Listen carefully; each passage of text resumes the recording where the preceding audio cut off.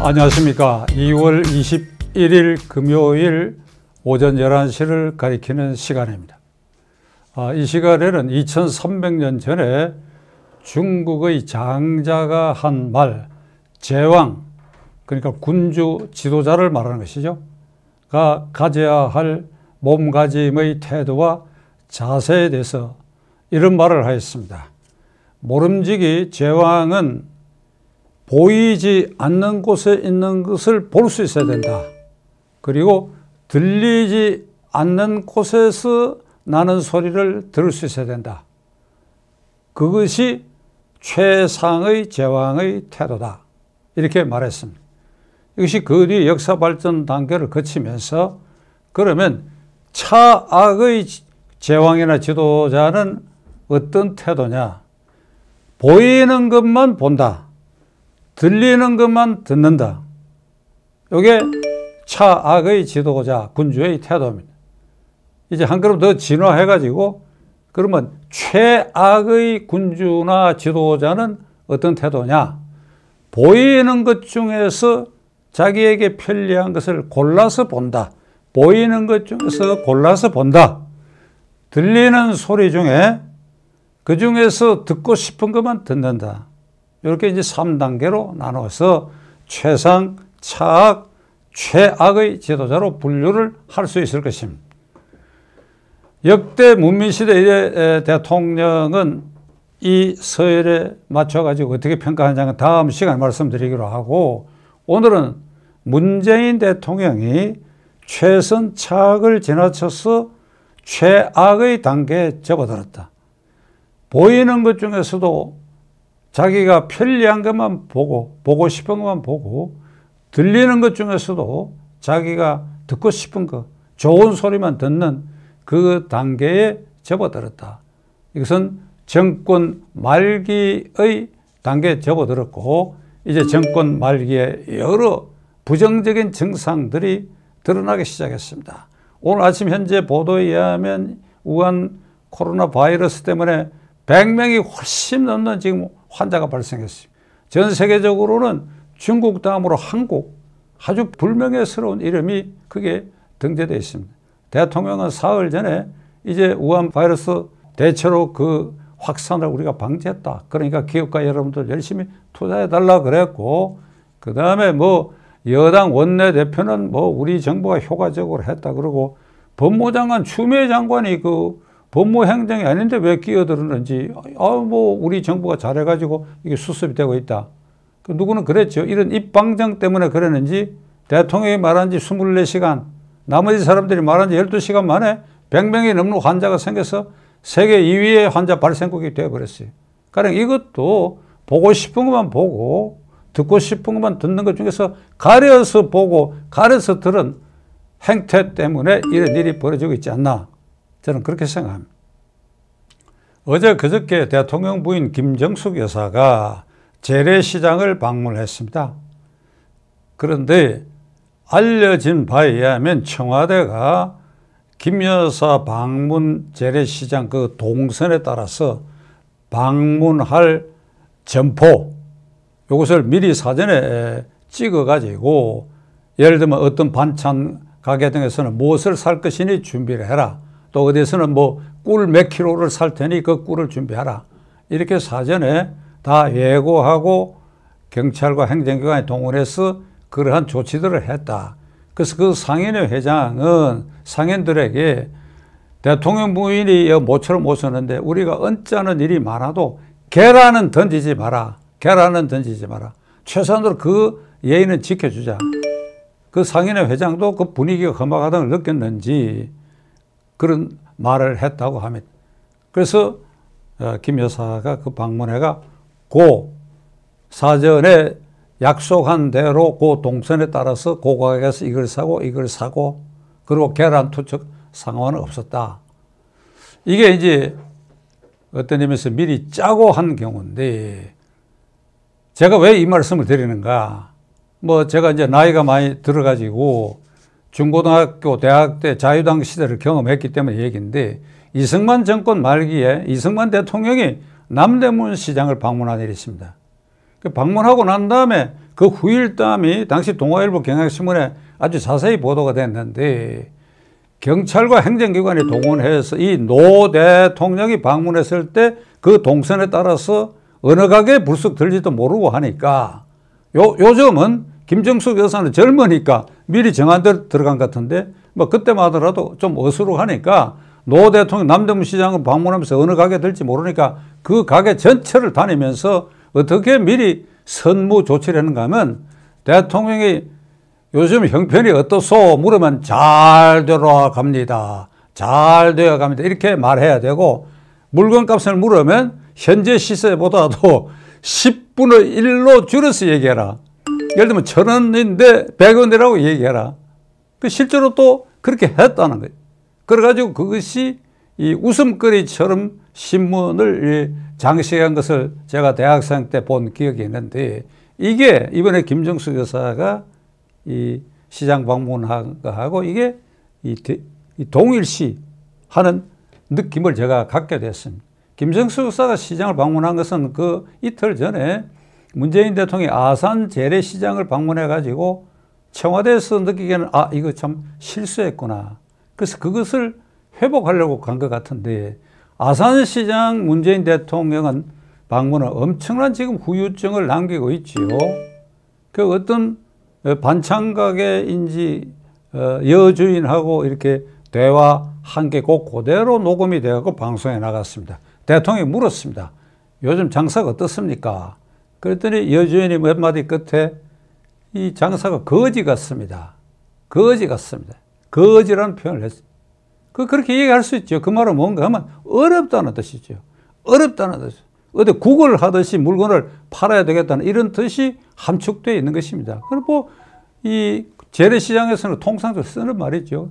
그런데 문재인 대통령을 열렬히 지지하는 사람, 이건 SNS에서 문빠라 그래요. 나는 이 방송에 문빠란 말을 쓰지 않았는데 그거 보고는 이 말을 쓸 수밖에 없어요. 문빠, 대깨문, 대가리가 깨어지더라도 문재인이다.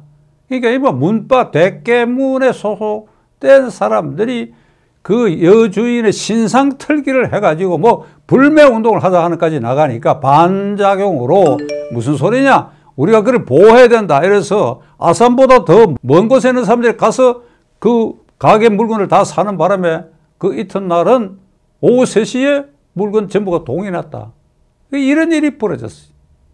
이건 마치 이승만 정권 말기에 무슨 개헌을 하고 이 박사 독재를 타도해야 되겠다는 야당의 주장이 일어날 것 같으면 반드시 그 현장에 나타나가지고 무슨 장충체육관 야당 집회에 양 사전에 마이크와 이 방송 시설을 전부 불질러버리고 그냥 깡패를 동원해갖고 그 따뿔대라 그랬어요. 그때 그 따뿔대의 행태와 비슷한 것이 이게 다 이승만 정권 말기에 두드러졌던 일인데 문재인 대통령은 이 사태에 대해서 약간은 민망했던지 공개적으로 안타깝다 이렇게 얘기를 했어요. 안타깝다. 그럼 안타까운 주체 대상이 누구냐? 그 가게 여주인에 대해서 동정적으로 안타깝다 이 말인지 어느 쪽인지 방향이 대통령이 나무라야지요. 나무라야지요. 나를 생각해서 여러분들이 그렇게 하는 것까지는 내가 못 말린다 하더라도 심하게 하면 안 된다라든지 그건 절대 그렇게 해서는 안 된다라든지 그럴 때 그렇게 하면 오히려 나에게 마이너스라든지 그렇게 말을 할 수 있어야지요. 국가 원소인 대통령은 애매모호하게 안타깝다. 뭐가 안타까우냐 이거야. 대깨문 부대들이 언론에 의해서 이제 역풍을 맞으니까 그것이 안타깝다는 뜻인지 여주인이 안타깝다는 뜻인지 대통령 입장에서는 그런 일을 하지 말아라고 얘기를 해야지요. 근데 임기 말에 와가지고 대통령은 그런 말도 할 용기가 없는 것 같아요. 어떤 의미에서는 그들의 그런 부추김과 지지세에 앞으로도 남은 임기에 이 궁지에 몰려있으니까 의해야 되지 않겠냐 이 생각을 하는 거 아닌가 싶어요. 울산시장 부정선거와 관련해 가지고 송철호 당선자와 청와대 정무수석 등 13명이 기소된 것이 1월 29일이니까 오늘 현재로 딱 24일째입니다. 청와대가 침묵하고 있습니다. 요 일주일 전인가 뭐 기자들이 물으니까 이게 메시지로 그건 앞으로 재판 과정을 지켜본다 이렇게 얘기했던 것 같은데 그건 별 뉴스가 되지 않아요. 그 왜 그걸 하면 말이 아니죠. 그게 청와대가 그렇게 말할 일이 아니죠. 이건 대통령이 나서서 얘기를 해야죠. 대통령이 나서서. 근데 대통령이 침묵하고 있습니다. 침묵하는 가운데 1월 2일 날 임명한 추미애 장관이 1월 29일 검찰이 작성해서 71종의 공소장을 재판에 회부한 이 공소장이 허위 공문서다. 이걸 작성한 윤석열 검찰팀 이건 글쎄 이 표현이 어떨지 모르겠으나 이 대역 부도죄인이다. 문재인 정권 입장에서 보면 그러니까 이 허위 문서 이것의 도덕적 법률적 기반을 허물어뜨리기 위해서 지금 아주 1차전, 2차전, 3차전, 4차전, 5차전 검사장 회의까지 소집해가지고 어떻게든지 향후에라도 이것이 청와대 문재인 대통령으로 수사에 깔끝이 향하지 않도록 방어하는데 골몰하고 있는데 대통령은 추미애 장관 뒤 장막에 숨어서 꿈쩍도 하지 않습니다. 제가 문재인 대통령께 묻고자 합니다. 만일 요 상황 울산 사건이 여야가 거꾸로 됐다고 하고 1월 29일 날 그런 공소장이 나왔다고 한다면 그 25일이 진행하는 사이에 광화문에 폭동적 시위가 일어나지 않겠습니까? 문재인 대통령을 지지하는 세력들은 아주 응집력이 강한 노조가 있고 무슨 그 민노총이 있고 정교조가 있고 응집력이 강하지 않습니까? 반대로 야당을 지지하는 이 세력들 응집력이 약해요. 순간적으로 다 모이지도 않습니다. 그러니까 지난 25일 여야가 바뀐 상태 같으면 저는 아마도 청와대 주인공이 견디지 못하고 걸어 내려올 상황까지 왔으리라 이렇게 추정이 됩니다. 그런데 문재인 대통령 대단하십니다. 좌우간. 대단하십니다. 좌우간. 이 추 장관을 앞세워가지고 그 뒤에 한마디도 하고 있지 않다고 하는 것 그게 보통 대단한 일이 아닙니다.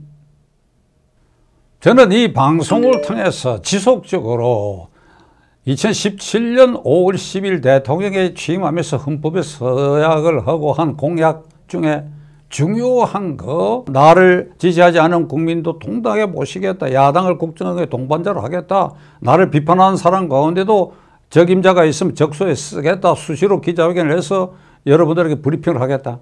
100% 지켜지지 않았어요. 그걸 지켜라. 초심으로 돌아가 계속 제가 얘기했는데 저는 이 시간 이후부터 아마도 그 말을 안 하게 될 겁니다. 해봐야 소용이 없습니다. 3년 지나는 동안에 그 100% 지키지 않은 공약을 지키라고 해봐야 못 지키지요. 초심으로 돌아간다? 못 지키지요. 왜 못 지키냐? 3년 동안에 이게 부정적인 요소가 덮개처럼 쌓여 있어요. 기자회견을 당초 약속대로 수시로 브리핑하고 이렇게 되면 온갖 질문 그동안 3년 동안에 이게 억압되어 있던 이런 질문들이 쏟아져 나오고 울산 사건이 질문이 쏟아져 나오고 그걸 감당 못하지요. 그러니까 3년 동안 안 했으니까 못하는 겁니다. 그리고 3년 동안 안 했던 일을 비판자 중에 또 쓸 수도 없지요. 그냥 이대로 가는 겁니다. 가면 어찌 되느냐. 장자가 말한 데서 그 최악의 보이는 것 중에 가려서 보고 가려서 보는 것도 점점 좁아지고 들리는 것 중에 듣는 것도 점점 좁아지고 그래야 점점 움츠리고 그래야 홍위병적 지지자들에게 이렇게 의지하고 이렇게 나아갈 수밖에 없습니다. 제가 한마디 도저히 못 돌아간다. 그러함에도 험한 일은 더 이상 하지 마세요. 험한 일은 더 이상 하지 마세요. 무슨 말인지 아실 것 아닙니까? 청와대에서 이명박 대통령이 현재 수감되어 있는 서울 동부구치소까지는 경찰의 교통정리에 따라서 청와대에서 출발하면 20분 만에 갈 수 있습니다.